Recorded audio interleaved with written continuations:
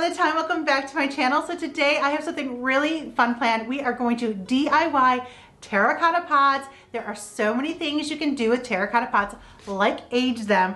Look at this beauty right here. Isn't it beautiful? And can you believe this once was a terracotta pot that I picked up at Hobby Lobby. Hobby Lobby is a great place to get terracotta pots, really inexpensive. They're often 50% off. So this big terracotta pot was $7.99, but with 50% off, so it was like $4. So I love getting terracotta pots there. They also have a great variety of terracotta pots there too. So if you need terracotta pots, check Hobby Lobby and wait until there's a sale. So today I'm going to show you some great ideas to use terracotta pots, like aging this one right here that I'm obsessed with. I love it so much.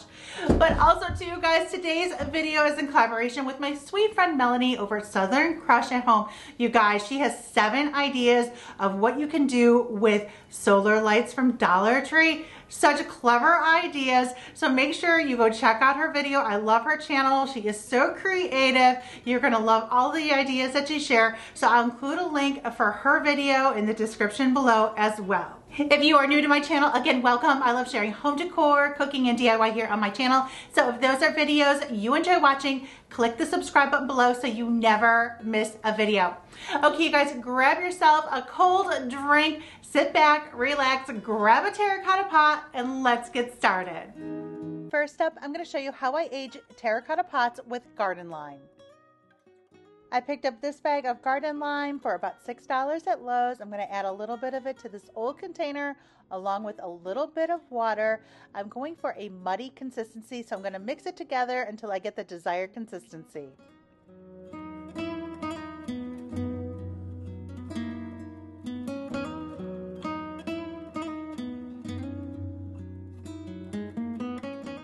And here is what it looks like once it's all mixed together. It definitely looks like mud. The amount that you're going to need is all going to depend on how many terracotta pots you're going to be covering. I am doing 3 terracotta pots for this project. I am applying a generous amount of the mixture onto each pot so it creates a lot of texture. Also too, once I sand it down and spray it with sealer, some of the mixture will come off as well. You can add an additional coat if you want to after the first coat is dry. So then I'm going to set it aside to dry. Once it is dry, I'm going to sand it down and then apply several coats of sealer.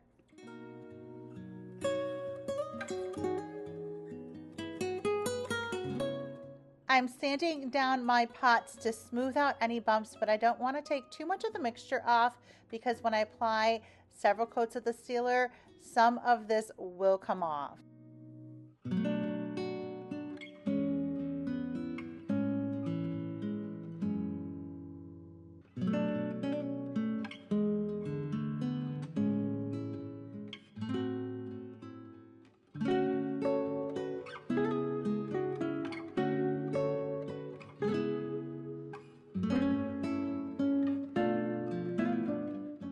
Next, I'm going to spray the pots with sealer. I ended up doing 4 coats at the beginning and an additional coat after I added some paint.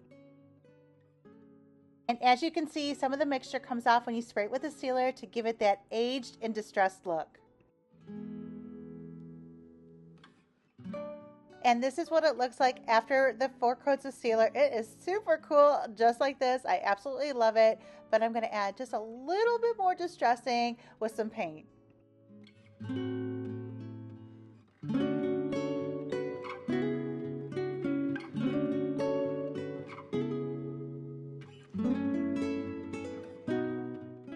So this step is totally optional, but I wanted to add a little bit of a whitewash on these pots as well. So I am using Apple Barrel in the color Antique Parchment.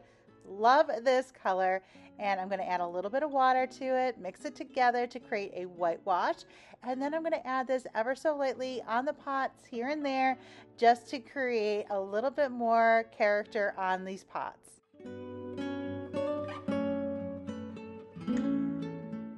So I dabbed a paper towel into the whitewash and now I am dabbing it around the pot. Of course, you can use a sponge.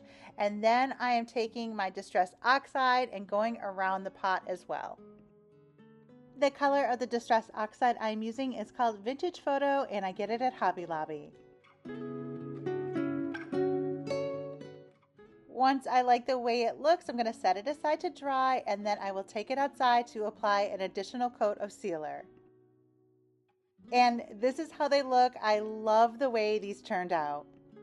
Next, I'm going to decoupage a terracotta pot using a napkin. First, I'm going to remove the backing ply of the napkin so I'm left with just the pattern. You can use any napkin pattern you like. You could even paint the terracotta pot first too if you want, and think ahead for Christmas and fall and all of the pretty napkins you can find, so customizable. For this one, I wanted to go for a very vintage look, and I found these beautiful napkins at Tuesday morning. So I'm going to cut them off just because I don't want the welcome on the napkin. So I'm just going to cut some strips out because I love the beautiful pattern.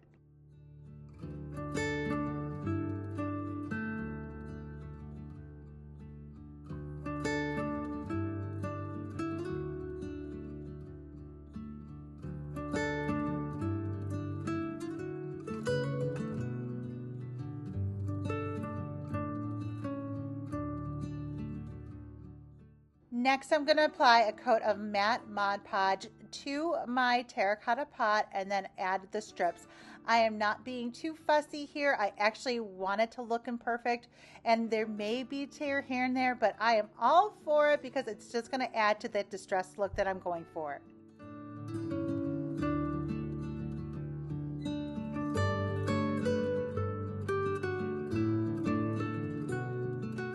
So I keep going around the pot, adding a coat of Mod Podge, adding a strip of my napkin until I get all the way around.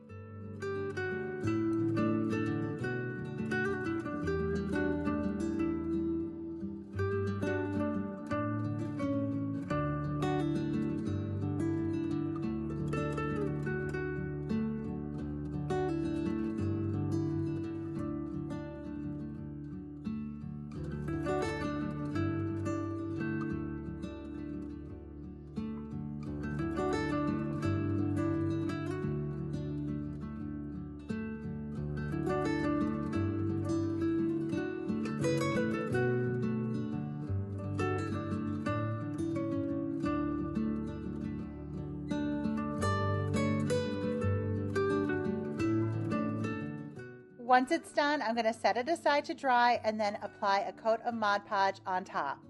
And here they are all done. I love the distressed look these pots have. Next up, I have this large terracotta pot that I spray painted gray, and I'm going to apply some dry brushing on top of it. I love dry brushing. It's so easy, and I love the look it creates. I've shared a lot of DIY projects using dry brushing over on my Instagram page as well. So I am taking that antique parchment paint again, and I am dabbing a lot of the paint off, and then I am using long strokes to create a dry brush look around the pot. So I lightly dab my paintbrush in the paint and then dab the excess paint off, so I'm left with a dry brush. So there's very little paint on my brush, and I'm going to sweep my brush around the pot and continue to go over and around until I get the desired look. What I love about the dry brushing technique is you can add as much or as little as you want, and I love the distressed look it creates. Next, I thought it would be fun to add a number on this pot, kind of like a vintage crock. I love vintage crock, so this is what it's inspired from. So I made a stencil using my Cricut, added it onto my pot, and then lightly dabbed it with paint, took my stencil off, and here you go. If you don't have a Cricut or the stencil, you can find stencils at the craft store as well.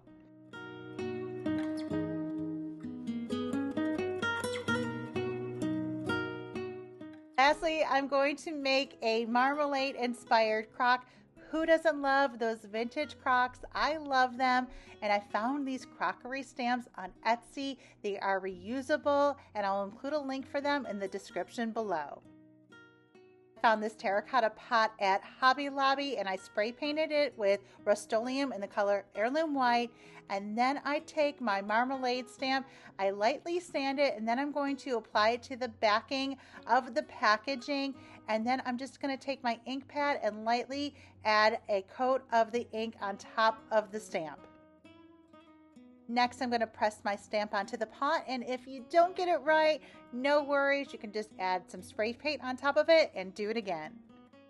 I love the distressed look, and a lot of those vintage marmalade jars have a lot of imperfections, so I don't mind if I don't get it perfect. Once you're done with the stamp, you wash it off with warm soapy water, put it back, and it's ready to go again. And here it is, all done. I love the way this turned out.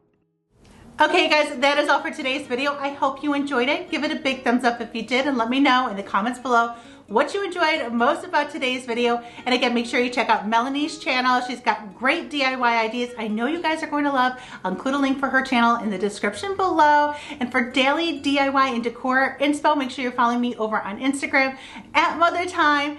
Thanks again for spending some time with me here today. I will see you guys in the next video. Bye guys.